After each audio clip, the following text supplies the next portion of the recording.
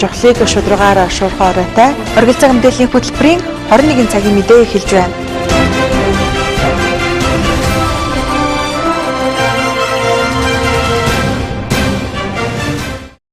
Орой минь төргий оргил цагийн мэдээ эхэлж байна. Жохлыг шударгаараа шуурхай оройтой оргил цаг мэдээллийн хөтөлбөрийн пүрэв гарагийн 21 цагийн мэдээнд анхаарлаа хандуулна.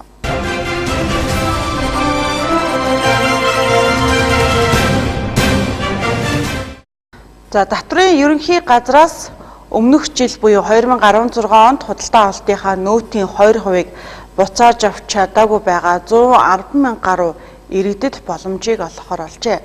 За тус иргэдийн хувьд нөөтийн баримтын алдаагаа залруулан мэдээлэл үнэн зөвшөөрж оруулсан нөхцөлд 2% буцаа олголтыг эдлэх боломж бүрдэнэ гэдгийг хэлж байна.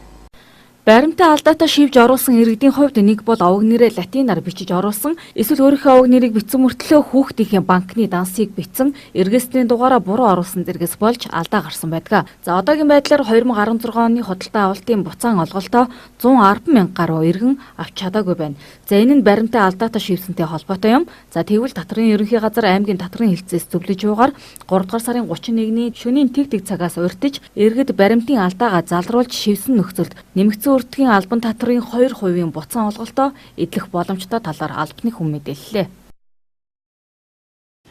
За 2016 оны нөөтийн буцаан олголтын буцаа авах иргэдийн хувьд за баримт цэгийн манай албан ёсны сайтн дээр иргэд маань өөрийнхөө мэдээллийг баталгаажуулах шаардлагатай байна. Тэ. Энэ маань болохоор тухайн татвар төлөгч маань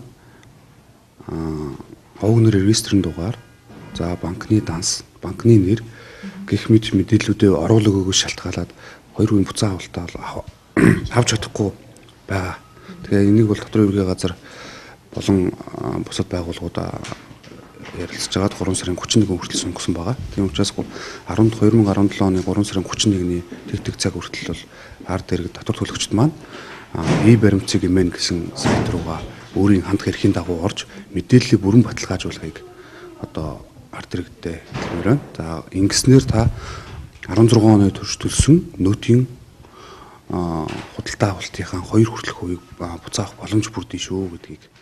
Энэ дэрэгдийг баримтын алдаагаа 3 дугаар сарын 31-ээс урьдчилж засаж оруулахыг хүссэн мессежийг татрын ерөнхий газраас гар утас руу хандаж илгээх ажиллагааг зохион явуулжээ. За дашрамт дуртахад энэ талаарх зөвлөгөө мэдээллийг авахыг хүссэн иргэд татрын хэлтэст очин заавар зөвлөгөө авч болно гэлээ. За тиймээс 3 дугаар сарын 31-ний шөнийн тэг цагаас урьдчилж иргэд 2016 оны баримтын алдаагаа залруулж шийдсэн нөхцөлд 2016 оны нэмэгдсэн өртгийн албан татрын 2%-ийн буцаан олголтоо эдлэх боломжтой болох юм а.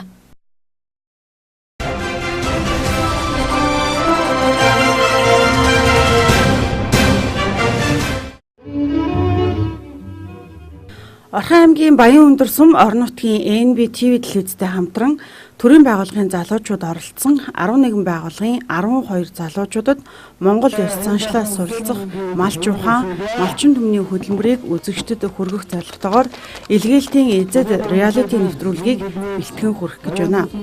Малчны хотонд хотын амьдралд өсч хүмүүжсэн 12 залуу 4 хоногийн турш интернет, гар утасгүй орчинд за малчны амьдралаар амьдарч малч ухаанд суралцах төдийгүй мал төлөвлөж байгаа энэ цаг үед мал маллага, төл малыг арчлах зэрэг ажлуудыг хийж гүйцэтгэх юм байна. Илгээлтийн эзэд төлчин эдийн нэвтрүүлгийг бас санаачилна.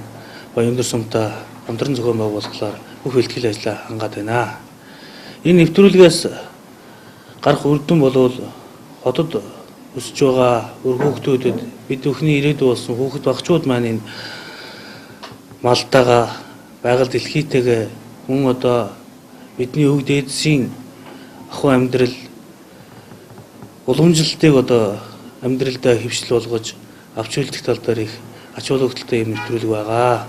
Нөгөө талд малчин өрхөөдөд маш их хэмжээний сэтгэлийн дэм тус болох юм өр өгөөжтэй нэвтрүүлгээ. За илгээлтийн эзэд реалити шоу нэвтрүүлэг маань яг цэвэр одоо Монгол гэдгийн контент гэж хэлж болно. За учир нь гэх юм бол ямар нэгэн одоо гадаадын тийм ээ шоу нэвтрүүлгийг дуурайж гэдэг юм уу тим хэлбэрийг агуулсангүй тэр жигтэй Монгол малчны нэгэн одоо хотод очиж хотын 12 залууг авч очиж одоо Монгол ахуй Монгол одоо малчны тэр гэрт байрлуулж юу гэдэг нэг ясандаа монголчууд маань ерөөсөө л өв уламжлал маань тэр чигтээ малчин арт юм. Тэр утгаараа өнөөдөр яг энэ амьдралын зовлон жаргал юуийн залуучууд өнөөдөр үнэхээр яг энэ Монгол хавгаас хэр холдоод байгаа юм.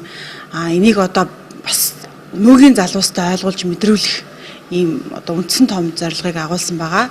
За Намын телевиз уран бүтээлчид өмнө нь жил бид бас Монголд анх удаа мартагдашгүй намар гэдэг нэвтрүүлгийг зохион байгуулж одоогийн залууст намрын ажлын сайхныг намрын ажлын хүнд хэцүүг ойлгуулж исэн бол энэ нэвтрүүлгээрээ дамжуулаад залуучуудаа Монгол одоо яг мал ахуй гэж юу хэлээд байгаа гэдгийг малчны тэр хотонд авчиж үзүүлсэн байгаа. Энэ нэвтрүүлгээрээ дамжуулаад үнэхээр олон зүйлийг энэ залуустаа хүргэхийг зорьсон байгаа.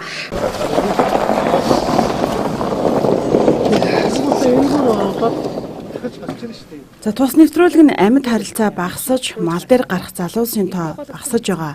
Энэ цаг үед залуучуудыг малд ойртуулах, малын ашиг шим, ажил хөдөлмөрийн талаар залуу хойч үедээ болон үзэгчдэд дамжуулан хүргэх томоохон мессеж болох төдийгүй гадаадын шоуг өдөөрөн хийж байгаа олон шоунууд дундаас Монгол ахуй, Монгол ёс заншлыг агуулсан үндэсний контент болж байгаагаараа онцлог гэдгийг зохион байгуулагчид нь хэлж байгаамаа.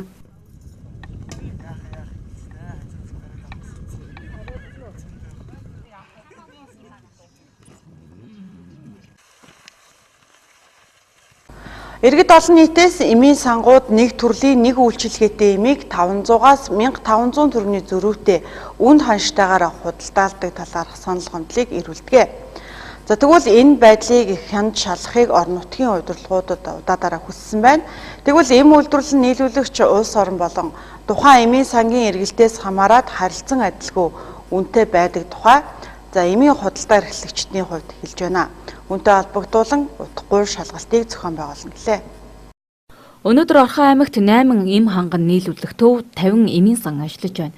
Эдгээр эмийн сангууд бүгд хувийн хөвшлийн жижиг бизнес эрхлэгчдийн мэдлэлтэй байдаг. Тэд багадаа 2 хүн авч ажиллуулж цалинжуулдаг байна. За гэвч тэдний байнгын эргэлтэнд оруулж байдаг эм нэг төрлийн нэг үйлчлэгээ үзүүлдэг эм бүтээгдэхүүнүүд эмийн сан тус бүрт харилцан адилгүй 500-аас 1500 төгрөгийн зөрүүтэй үн ханштай байдаг. За үүнээс үүдэн өндөр наснууд болон иргэд аль хямд үнээр худалдаалan борлуулдаг эмийн санг хайж явдаг байна. За тиймээс бид эмний харилцан адилгүй үн болоод ямар шалтгаан үндсэлтэйгээр эмийн зөрүүтэй үн байгаа талаар албаны хүнээс тодрууллаа. За аптекоос болон ер нь холбогдох байгууллагаас мэдээлэл өгсөн Сараа ихтэй баярлалаа. Иргэдийн зүгээс энэ дээр ер нь ямар асуудалтай байгаа, санаа бодолтой байгааг нь ерөнхийдөө хүргэе гэж бодсон юм аа. Одоо энэ аптекуудын эмийн зөрүү гэдэг чинь энэ тал дээр та ер нь юу гэж бодож байна? Манай хандаж байдгийг. Тэгээ ер нь хороолын эцэн бол нэлийн үнэтэй. Ерөөс ингээд би цаасан би үрж ийн юунаас авдгийг. Энэ Монс гэдэг энэ аптек гэдэг чинь 5 төгрөгийн эндээс аваа, эндээс бас нэг аптек энэ хоёроос авдгийг. Зарим газар айгүй үнэтэй. Ерөөс за одоо энэ чинь энд аптек гэдэг үү? Тэнд чинь шалтгаан байж шүү дээ. За энэ чинь 2-300 төгрөг 500 төгрөгөөр айгүй нэмэгтэй. Энэ тийм юмнууд нь аптек болгоно анги гэдэг юм л шүү дээ. Ер нь ямар хүндрэл учруулж байна вэ? Одоо өндөр настай улсууд бол хийцээ юу л байгаа юм чи. Хамаагүй үнэтэй байгаа чинь 1000 төгрөг 2000 төгрөг нэмэгдсэн байгаар чинь тэр чи бид нарт бол айхтар хүндрэлтэй л. Хэрдэл бас хүндрэлтэй байгаа. За аптекууд ч одоо яг үнэ ер нь би санаагаар хэлждэг юм гэж боддог шүү дээ. Зарим аптекэд орохт бол байгуудаг. Зарим аптек нь бол үнэтэй. Тэгээд 2-3 үйлчлүүлээд ирэхдээ заримтайгаа үн нэмэгч. Нэг өдөр одоо 1500-аар нэг өдөр эм аваа явчихад нэг хэд хоноод өсчихсэн 3000 болсон ч байх шүү. Тийм байдлууд бол гардыг байх. Тэр нь иргэдийн үед ямар хүндрэл учирч байна гэж та. Тэр чинь хэзээ ч эдийн засгийн хувьд бол бас явдалтай байна. Хямдхан ирсэн эмээ үнээр бол ингээ өгöd байх боллоо шил. Явдалтай нэгдүгээр. Хоёрдугаарт бол тэр өндөр насны хямдруулсан эм гэж байна. Хамдруулсан юм гэдэг чинь одоо багийнхаа эмчээр бичүүлэл ингээ яваад очих тэр зэрэг мөнгөнд дууссан гэж байдаг. Нэг өглөө нэг 7 цаг асл одоо очрлол эхлэн. Тэгэл нэг 2 цаг очрлол тэгэл мөнгөнд дуусчихдээ. Тэгэл ихэнх нь бол эмгэл буцаж байгаа юм л да. Тухайн бизнесийн чадамж нь одоо ямар байна гэдгээс шалтгаална. За том эмийн сонгууд бол одоо жишээ нь эмийн нөөцөгтэйгээс одоо дараагийн татаа авалт хүртэл одоо жишээ нэг 30 хоногийн нөөцтэй юм уу 40 хоногийн нөөцтэй эмийн сан байх тул тухайн эмийн сангийн нөөц нь бол эмийн үн бол 30-аас 40 хоног доктортой байх боломжтой. За мөн одоо зарим одоо дөнгөж үүсэн байгуулгаж байгаа эмийн сан ч юм уу. За одоо жижиг эмийн сангуудын хувьд болохоор өдөр болгоны татаа авалт хийж байгаа учраас тухайн эм ханганы нийлүүлэхүүдээс ирж байгаа эмийн үн нь яг тухайн өдрөө өсөх юм бол за тэрнийгээ дагуул одоо тухайн эмэндээ бол тэр ирж байгаа өсөлтийг л нэмж тооцоос өөр харахгүй болно. За манай аймагт Азпар, Монс, Импекс зэрэг 8 эм ханган нийлүүлэх төвүүд эмийн сангуудад эмийг нийлүүлж байна. За эмийн сан эм ханган нийлүүлэх төвүүдийн хувьд Улаанбаатарын эмийн үнэтэй ижил үнээр борлуулдаг гэлээ. За мөн тухайн эм Европ болон Азийн улсуудаас орж ирж хол ойртой холбоотойгоор тээврийн зардал тухайн эм нийлүүлэлтийн үеийн доллар, еврогоос хамаарат эм таталт бүр харилцан адилгүй үнэртгөөр ирдэг байна. Нөгөө талаасаа тухайн эмийн сангийн эргэлт орлогоос хамаарат ямар ч эмнүүд харилцан адилгүй зөрүүтэй байдаг байна. За тодруулж хэлбэл Европын орнуудаас орж ирж байгаа эмнүүд чанарын хувьд өндөр стандарт шаардлагад нийцсэн эмийн бүтээгдэхүүнүүд байдаг учраас илүү үнэтэй. Азийн орнуудаас орж ирж байгаа эмнүүдийн хувьд арай ойр зайнаас нийлүүлдэг гэдэг утгаараа арай хямд байдаг бөгөөд эмийн хамгийн чанартай брэнд хүртэл байдаг байна. За харин Монголд үйлдвэрлэгдэж байгаа эмнүүдийн хувьд тээвэрлэлтийн зардал гэх зүйлгүйгээр шууд нийлүүлдгийг албаны хүн мэдээллээ. За тийм ч учраас эмийн сангууд тус бүр дээр эмийн харилцан адилгүй үнийн зөрүү байдаг талаар эмийн харилцан адилгүй үн байдгийг албаны хүн мэдээлж байна. Өрхийн амжиргааны түвшин тодорхойлох судалгааны талаар урдчилсан хэвлэлийн хурлыг өнөөдөр зарлан сэтгүүлчдэд мэдээлэл хийлээ. 3 дугаар сарын 31-ний өдрөөс 4 дугаар сарын 11-нд дуустал өрхийн амжиргааны түвшин тодорхойлох судалгаа орон даяар зохион байгуулагдах юм байна.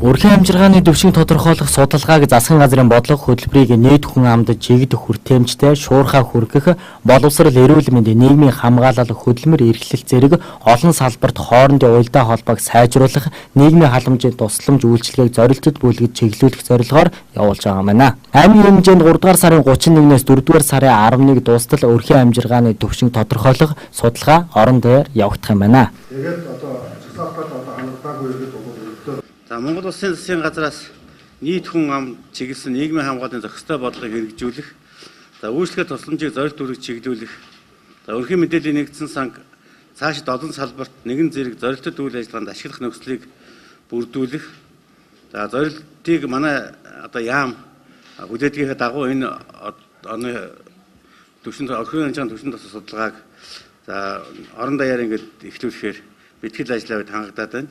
За нийгмийн халамжийн тухай хуульд нийгмийн халамжийн дэмжлэг тусдаа зайлшгүй шаардлагатай өрхийн гишүүн иргэнийг тодорхойлох аргачлалыг нийгмийн халамжийн асуудал эрхэлсэн төрийн захиргааны төв байгууллага үндэсний статистикийн хороо хамтран баталгаар хуульчилсан байдаг.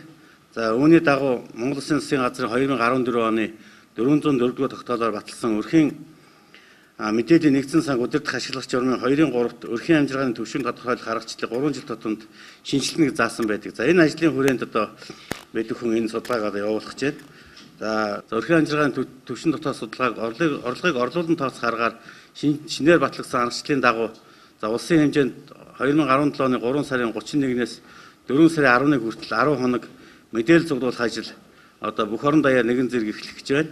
За мөн багуудын өрхийн жагсаалт газрын зураг бэлтгэж баталгаажуулах ажил дуусч маргааш өглөө 9 цаг гэхэд за энэ судалгааны маань ажил нэгэн зэрэг эхлэхэд ийм бэлэн болоод байна. За энэ мэдээллийг авахын тулд цуглуулах ажиллагааг хийхин тулд нийтдээ 88 тоологч сургалтанд хамрагдчихсан. Бас мөн одоо туршлагын судалгааг бол хийгдсэн байж байгаа. Одоо бидний өмнө хамгийн гол нь одоо өрхийн тэргүүлэгч нар одоо өөрсдийн хувийн бичиг баримтуудаа бүрэн байлгаж оролцохыг одоо бас та бүдээс уриалж байна. Нэг ялангуяа энд байж байгаа өрхийн тэргүүлэгч настанд хүрсэн ийм хүмүүсүүд бол одоо хувийн одоо бичиг баримтуудаа бүрэн байлгасан цаг хугацаа 10 хоногийн хугацаанд явж байгаа бас нэлээд хугацааны хувьд богино байгаа. Ийм учраас хүн болгон бодонд манай судалгааны ажилд их амжилтаа ороосоо гэдгийг хүсэж байна.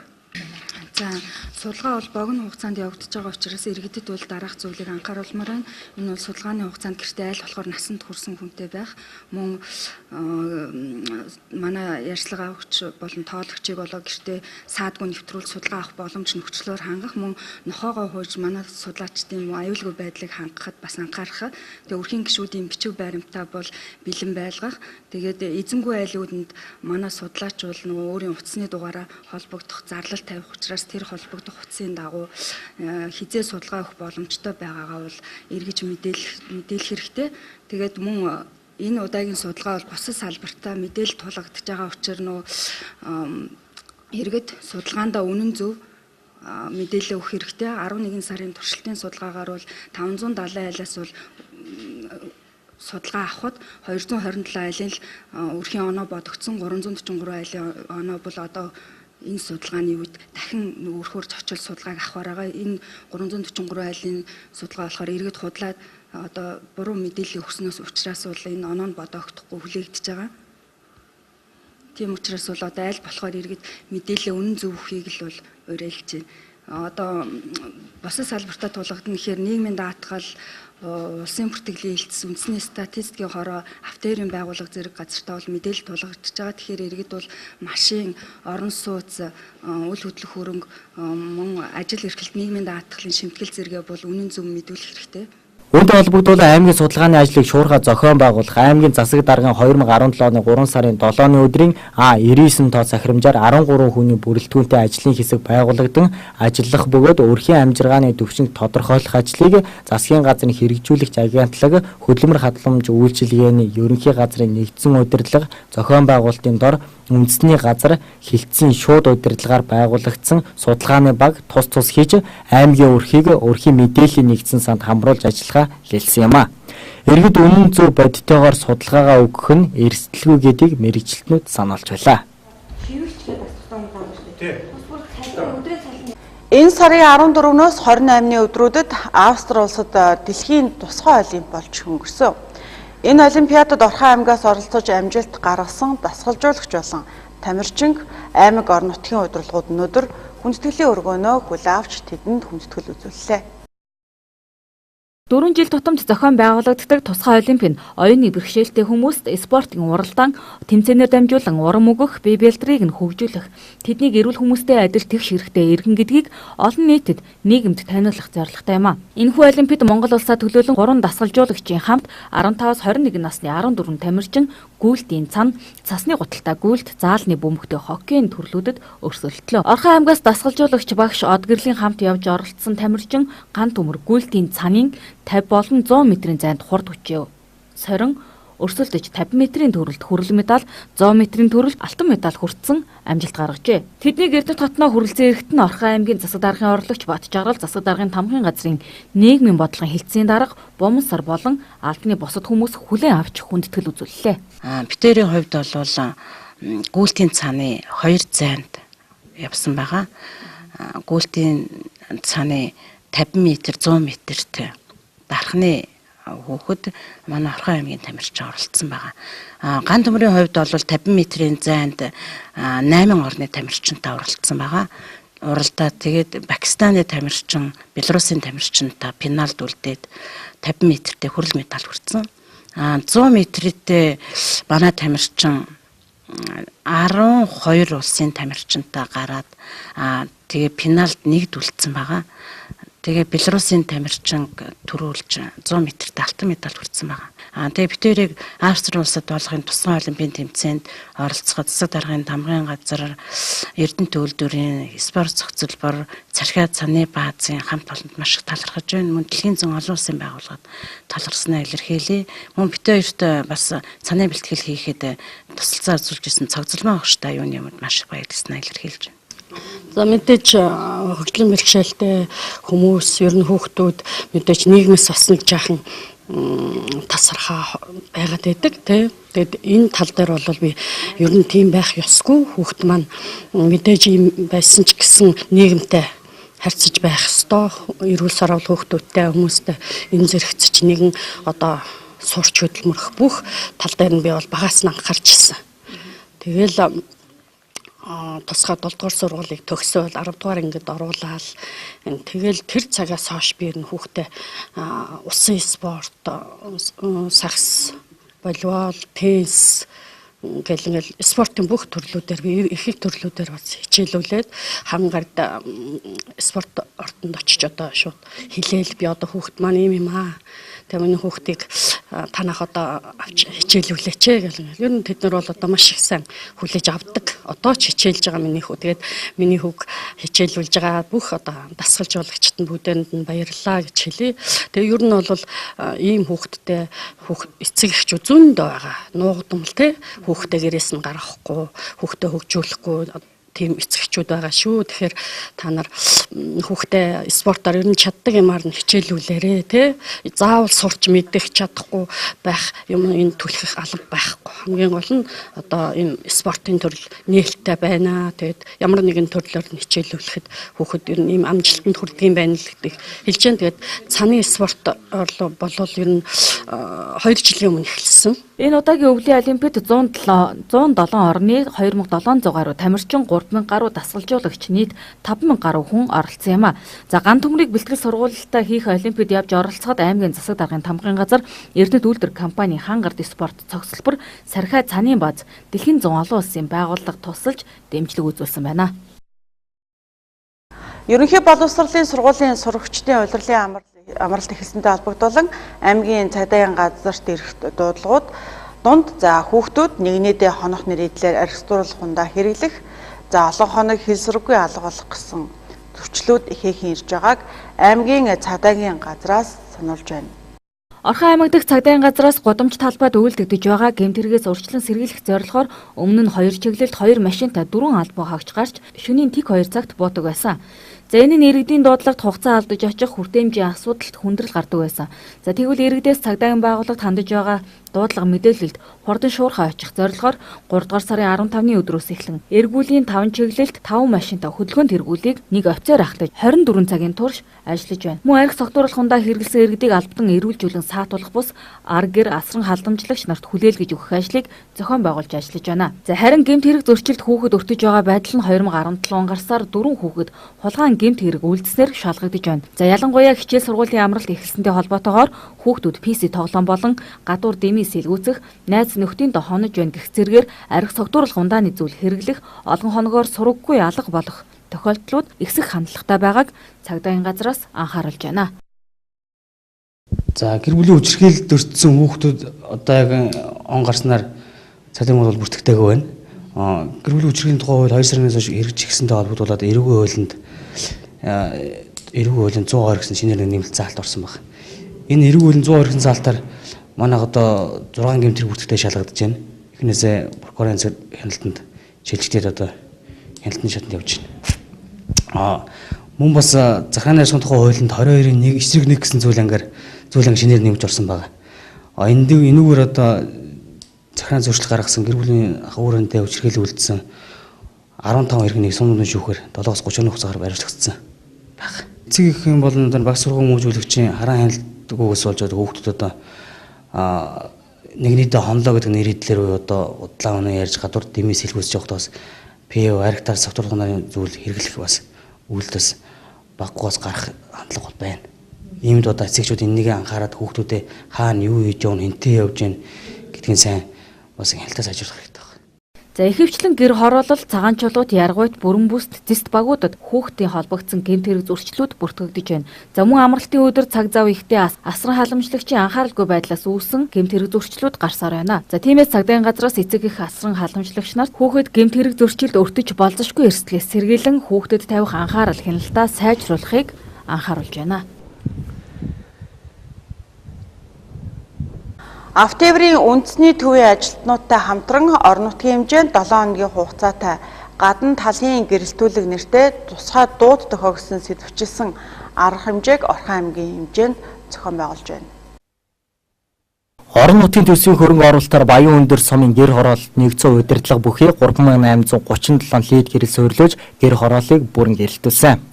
Гэвч зам дагуух гэрэлтүүлгүүд эвдэрч байгаа цасны ус урсч гэрэлтүүлийн кабель сүлжээ гэмтээснээс шалтгаалсан юм а.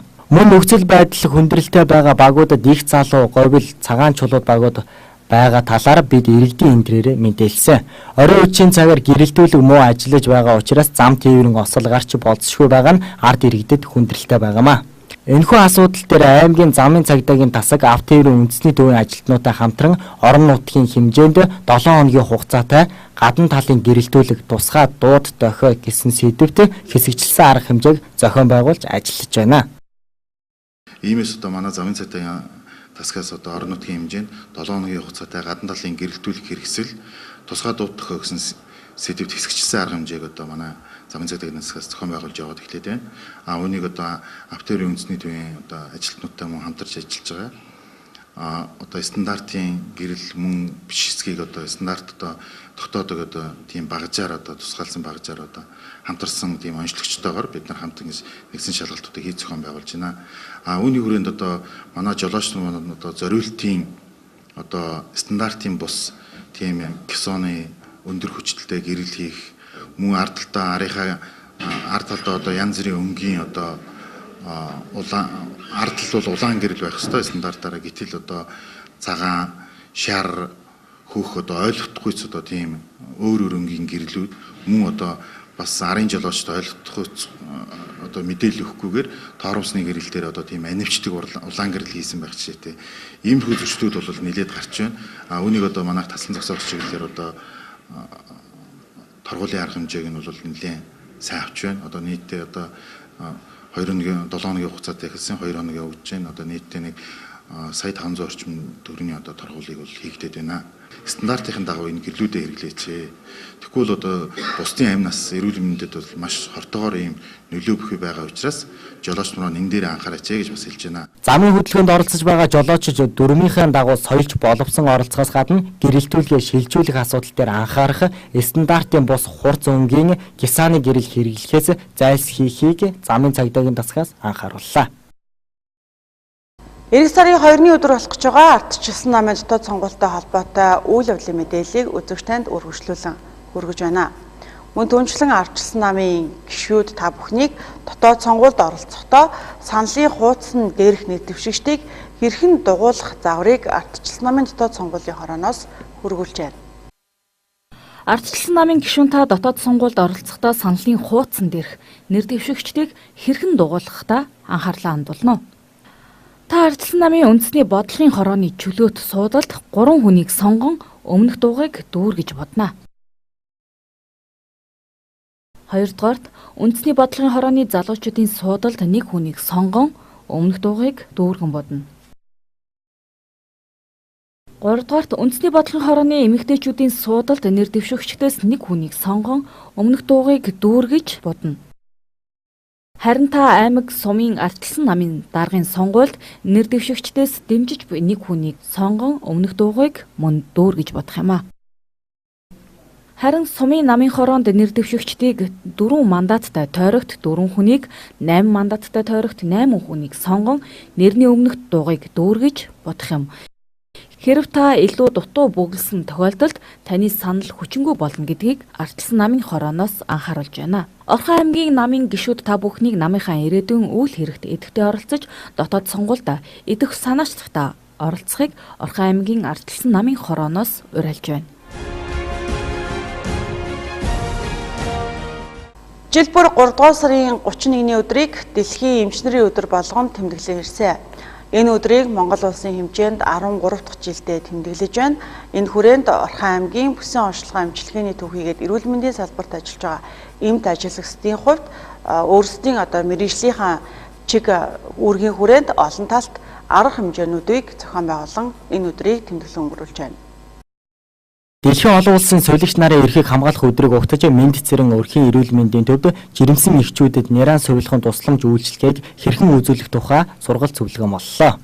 Орхон аймагт 100 гаруй мянган хүн амьдарч байгаагийн 51%-ийг эмэгтэйчүүд эзэлдэг гэсэн статистик судалгаа байдаг байна. Үүнээс улбаалан жирэмсэн эхчүүдэд тавих хараа хяналтаа сайжруулах, тэдний анхны төрөлт болон дараагийн төрөлтүүд ч нэран сувилахын мэдлэг чадварыг эзэмшүүлэхэд анхаарч сургалт семинар зохиох шаардлагатай байгаа юм а. Жил бүрийн 5 сарын 12-нд олон улсын сувилагчдын эрхийг хамгаалах өдөр тохиодог. Энэ өдрийг угтаж манай Наран тасгаас санаачлан сувилагч солилцоогоор ажиллуулж байгаа. Энэ солилцоолж ажиллах ажилд маань Улс Бадрах өрхийн эрүүл мэндийн төв, Мэд цэцэн өрхийн эрүүл мэндийн төв сувилагч нар бол оролцсон. 2 дахь өдрөө энэ ажил маань явагдаж байна. Тэгэд өрхийн эрүүл мэндийн төв дээр ажиллаж байгаа сувилагч нар маань няраа хүүхдэд гэрээр сувилгын тусламж үзүүлэх сургалтыг зохион байгуулсан. Наран тасаг дээр ажиллаж байгаа өрхийн эрүүл мэндийн сувилагч нарт болохоор Наран эрт үеийн нийт шаардлагатай тусламж үйлчилгээ, наран хүүхдэд уян зүй тавих арга аргачлал гэсэн сургалтуудыг зохион байгуулж 2 өдөр өрхийн эрүүл мэндийн төвтэй хамтран ажиллалаа. Өчигдөр Улс Бадрах өрхийн эмнэлэг дээр 30-аад жирэмсэн эхчүүд хамрагдсан.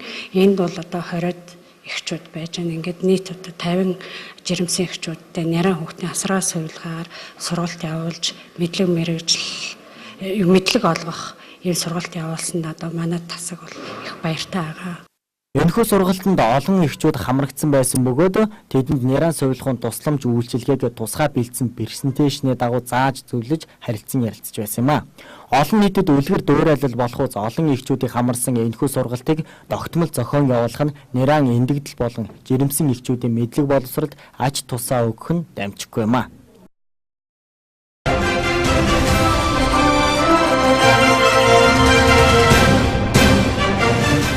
Оргил цаг мэдээллийн хөтөлбөрийн чөлөөт микрофон үргэлжилж байна. За ингээд өнөөдөр бид нэр ямар асуудлаар хэлцэж байгаа юм гэхээр Орхон аймгийн хэмжээнд 1393 хүүхэд цэцэрлэгт явах боломжгүй гэртээ байдаг байгаа. Энэ талаар ер нь ард иргэд маань ямар санал бодолтой байдгийг сонсох гэсэн юм аа. Ингээд Орхон аймгийн хэмжээний цэцэрлэг сургуулийн ер нь хүрэлцэн хэрэг. За миний бодлоор бол Орхон аймгийн маань хэмжээнд цэцэрлэг сургуулийн хэмжээ ер нь бол бага гэж боддог. Тэгээд миний мэдэх ерөнхийдөө бол айл мэдэх хүүхд багчууд маань цэцэрлэггүй гэртээ аав ээж нь хардаг ерөнхийдөө. Тийм болохоор ер нь цэцэрлэг сургуулийн тоог нь ер нь ихсгэж өгөөч гэж бодож байна. Ерөн тэгээд энэ цэцэрлэгийн талаар энэ иргэд их бухимдалтай байгаа шүү дээ. Ажил хийдэг залуучууд дээрээс ажил хийж чаддгүй хүүхдээ гэртээ хараад ингээд сууж яадаг. Ажил хиймээр байдаг. Хүүхэд хаан тавих, хаан байлахаа мэдэхгүй ингээд ийм ам яриа их байдаг л та. Залууч. Энэ дундаа залуучууд. Тэгэхээр цэцэрлэг яашлын энэ асуудал дээр үнэхээр төр засаг маань анхаарч бас цэцэрлэгийг олшруулмаар байна. Орон тоог нь олшруулаар байна гэж би хувьдаа боддог л да. Миний хүүхдүүд бас ялгаа авахгүй. Өөр хүүхдээ хараад гэртээ сууж яана ажил хийж чаддгүй зарим нь ингээл байж л байдаг. Ерөнхийдөө цэцэрлэгийн хүрэлцээ их муутай гэж бүх хүн болгоно л мэднэ. Тэгээд 9 сард ингээл маш их очртой байдаг тий. Тэгээд энэ тал дээр бол төр засаг бас анхаарад иргэдийнхаа төлөө ямар нэгэн зүйл хийх хэрэгтэй гэж боддог л да. Муул эдэг гэж яригддаг ч гэдэг. Одоохондоо манай цэцэрлэгнээс нөхөд байхгүй л байна. Тийм ер нь зургатаар зах цэцэрлэгийн хүртээмж муу байна гэл тэгээд байгаа шүү дээ. Мэдээж их байна тооцсон бол. Тэгэхээр одоо энэ нэг урд цэцэрлэгийн байруудыг жишээ нь очир төмөвийн байр байна шүү дээ. Энэ чинь цэцэрлэгийн зорилттой ашиглах ёстой байр ах чинь энэ компани хувь үеийн компани байгуулна гэдэг чинь бас буруу байхгүй. Тэгэхээр ийм байруудаа нэн төрөнд цэцэрлэг болгох шаардлагатай. Тэгэл дараа нь энэ байрны гадна талд цэцэрлэг байдаг шүү дээ. Нэмж тийм цэцэрлэг барих шаардлагатай л байна. Миний бодлоор бол баг болгонд бол уг нь цэцэрлэг байгаа ч тий. Гэхдээ яг тэр найрын шинжилсэн бүртгэл ч юм уу түүнээс болоод бас завсар зүгтд байдаг л хахад та. Гэхдээ бас тэр чин арга гэрийн бас асуудал байгаа л та. Өглөө айж эсвэл орой авч чадахгүй ч юм уу тий. Тийм их асуудал бас оцоод тийм болов гэж бас боддөө шүү дээ. Цэцэрлэг сургуулаа хоёулаа гэсэн тийм ээ. Хамгийн түрүүнд хүн амын ам бүлийн тоо гэдэг тий. Тэрийг аваад тэгээд ажил хэрэгтийн төвшин тогтоогоод айл дүүрэгт бас тэр нөө судалгаагаа явуулах боломжтой тий. Тэр тал дээр бас ажилтнууд илүү үр дүнтэй болов гэж боддог шүү дээ.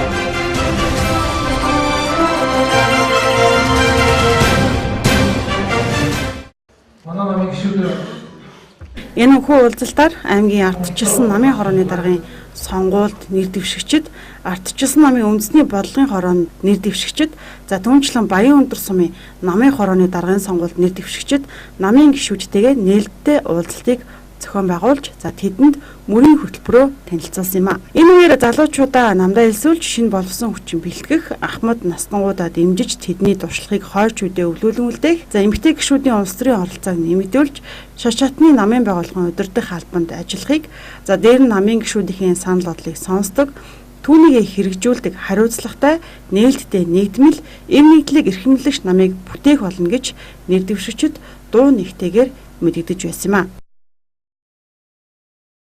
Би анхан шатны нэгж болох үүр дээр олон жил ажиллаж өөрийнхөө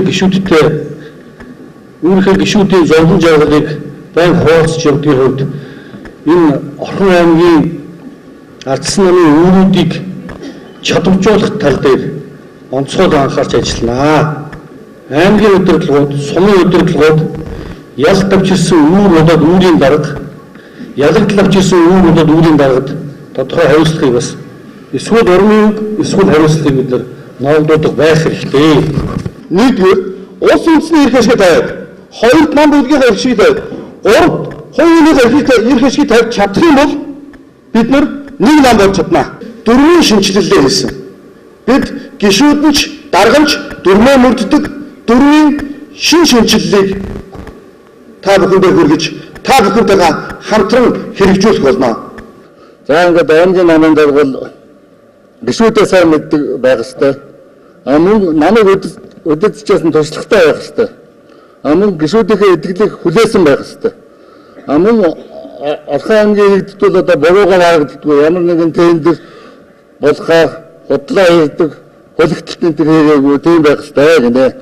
Тэгээ манайхаа нийт гишүүдийн оролцоог идэвхжүүлж өнөөдөр нийт гишүүд донд маань залуу үе, дунд үе, ахмад үеийнхэн маань мөн эмэгтэйчүүд маань орж байгаа. Энэ оролцоо энэ бүх шатны улсуудынхаа оролцоог нэмэгдүүлснээр манай маань гишүүдийн дунд ийм нэгдэл олон хорон асуудлыг шийдэж олонхийнхоо шийдвэрийг цөөнхөн дагдаг ийм одоо дүрм журмлуугаа олох юм аа. Энэ дүрмийг мөрддөг байвал одоо бид бас энэ дотоод хүндрэлээ даван туулах нэг болох юм гэж би үзэж байна. За дараагийн шийдэл бол бид дотоод ойлгох ёстой. Намын гишүүд бид маш их уулзаж ярилцаж үйл явдалсан зүйлээ бид хоорондоо ярилцах ёстой. Энэ бизнесийг бай улс төрийн бай одоо бүх юм харилцаан дээр явдаг. Хүмүүс хоорондоо харилцаан дээр л явдаг. Тэгэхээр бид хоорондынхаа харилцаа энэ бүх зүйлээ бид одоо бас анхаарч ажиллах ёстой гэж би бодож үзэж байна. Бүх гишүүдээс сонгодог болж байгаа энэ дөрвийн энэ заалт маань өөрөө намын дарга маань хин нэгэн фракцийн цөөхөн гишүүдээс хамаарахгүйгээр зоригтой шийдвэр гаргаад намаа удирдах явахын болцоог бүрдүүлж өгсөн гэж ойлгож байгаа. За өмнө нь харьцангуй хэвтэй тогтолцоотой байсан манай намын удирдлага. Одоо энэ бүх гишүүдээс даргаа сонгоно гэдэг бол харьцангуй босоо тогтолцоотой зоригтой шийдвэр гаргаад явахын нөхцөлийг бүрдүүлсэн намын дараагаар ажиллаж байгаа хүн бол ер нь удирдах явахын болцоог бүрдүүлсэн гэж ингэж харж байгаа. Манай ардчилсан намын хамгийн чухал зорилго бол улс төрийн сонгуульд ялах. Ингээд 20 оны ялалтыг ийм нэгдэлтэй байж мэрэгчсэн ийм багийг бүрдүүлж ажиллах юм бол бид ялна гэдэгт итгэлтэй байгаа. Та бүхэндээ амжилт. Шинжлэгдсэн, хариуцлагатай, санаачлагтай ийм нэгдэлтэй болоход 5 нэгдсэн бодлого баримталж ажиллагаа илэрхийлье. Нэгдүгээрт бид үйлдэлээ үзэл баримтлалаа удаа тавина. Хоёрдугаарт алсын хараатай зорилгоо тодорхойлсон нам байна. Гуравдугаарт хариуцлагатай хямд чаддаг ийм нам байна. Дөрөвдүгээрт энэ нийтлэлтэй ойлголцдог, зөвшөлдсөн нам байна гэдгийг хэлье. Тавдугаарт хүний нөөцийн бодлогоо хэрэгжүүлж чаддаг, засаглаж чаддаг нам байхын төлөө бид ажиллана. За аймгийн ардчилсан намын хорооны дотоод сонгуульд, за түүнчлэн намын хорооны даргын сонгуульд 5 нэр дэвшигч өрсөлдөж байгаа бол ардчилсан намын үндэсний бодлогын хороонд нийтдээ 20 хүн нэр дэвшиж байгаа. За түүнчлэн Баян өндөр сумын намын хорооны даргын сонгуульд 3 хүн тус нэр дэвшин өрсөлдөж байгаамаа. Намын шинжилгээний тухай асуудлыг жухлаар авчиж үзэж байгаа. Яг энэ цаг үед намыг төлөөлж үндэсний бодлогын хороонд ажиллах нь нэг талаас намын ирээдүйг цааш давж явах хариуцлагатай үүргийг хүлээн. Тийм ч учраас намын гишүүдээс үндэсний бодлогын хороонд нэр дэвшүүлж байгаа гишүүдэд бодлого барьж ажиллах шинэ эрч хүчтэй залуус нэр дэвших нь зөв гэж үзэж байгаагаа ч энэ үеэр илэрхийлж байсан юм а. За уулзалтанд намын жирийн гишүүд дэмжигчид оролцож байсан танхим дүүрэн гишүүд цугларсан байлаа. Уулзалт халуун дулаан уур амьсгалаар дүүрэн болж өнгөрсөн. За цугларсан зочид уг үзэл бодлоо хуваалцаж нэр дэвшигчдийн мөрийн хөтөлбөрийг сонсож тэдэнд амжилт хүсхийн сацуу шинжлэлийг шинэ үедээ үзүүлж ихтгэл төгс ажиллахыг мөн давхар уламжилсан юм а. За ардчилсан намын дотоод сонгуулийн үйл ажиллагаа үргэлжилж байна. Нэр дэвшигчид намын гишүүд дэмжигчтэйгээ уулзалтыг өрнүүлсээр байгаамаа.